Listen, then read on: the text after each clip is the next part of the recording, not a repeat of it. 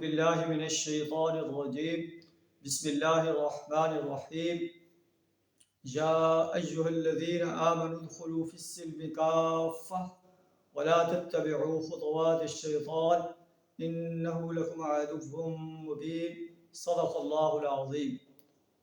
سورہ بقرہ کی آیت نمبر 208 آپ کے سامنے تلاوت کی ہے، جس کا ترجمہ کچھ اس طرح ہے کہ اے ایمان کا دعویٰ کرنے والے انسانوں، ادخلوا فی السلم کافہ، اسلام کے اندر پورے کے پورے داخل ہو جاؤ۔ ولا تتبعوا خطوات الشیطان، شیطان کے راستوں کی پیروی نہ کرو۔ انہ لکم عدو مبین، شیطان تمہارا کھلا دشمن ہے۔ تو اس آیت میں اہل ایمان کو دعوت دی گئی ہے کہ وہ پورے کے پورے اسلام میں داخل ہوتے ہیں۔ ایسا نہ ہو کہ جیسے یہودیوں سے خطاب کیا گیا ہے کہ افتؤمنون ببعض الکتاب وتکفرون ببعض، کیا تم کتاب کے بعض حصوں کو مانتے ہو اور بعض کا انکار کرتے ہو؟ فما جزاء من يفعل ذلك منكم الا خزي في الحیات الدنیا، اس کی سزا اس کے سوا اور کیا ہے کہ انہیں دنیا کے اندر بھی رسوائی ملے گی اور آخرت کے اندر یردون الی اشد العذاب، شدید عذاب کی طرف لوٹائے جائیں گے۔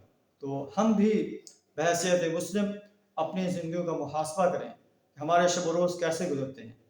ہمیں زندگی کے مختلف شعبوں کے بارے میں قرآن نے جو رہنمائی دی ہے، کیا ہم قرآن کی اس رہنمائی کو فالو کرتے ہیں یا قرآن کی بعض چیزوں کو مانتے ہیں اور بعض چیزوں کو ماننے سے انکار کر دیتے ہیں۔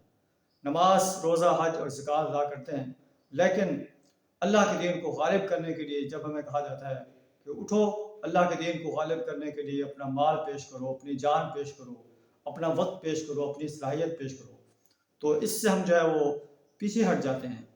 ایسا طرز عمل ہمارے لیے قیامت کے روز جو ہے وہ ہمارے لیے ہلاکت کا سبب بن سکتا ہے، کیونکہ ہمارا فرض جو ہے اس دنیا میں آنے کا صرف اور صرف یہ ہے کہ وما خلقت الجن والانس الا لیعبدون، تمہاری پیدائش، تمہاری تخلیق اللہ تعالیٰ میں نے اس لیے کیا کہ تم میری غلامی اختیار کرو، میری بندگی کرو، میری پرستش اختیار کرو، میری زندگی کے ہر شعبے میں اطاعت کرو۔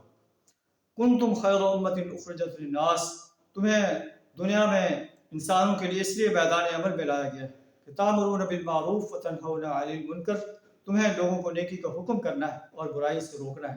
تو آئیے ہم بھی ایک سچے مسلمان کے حیثیت سے اپنے فرض تخلیق کو ادا کرنے کے لیے کوشاں رہیں۔ وآخر دعوانا الحمد للہ رب العالمین۔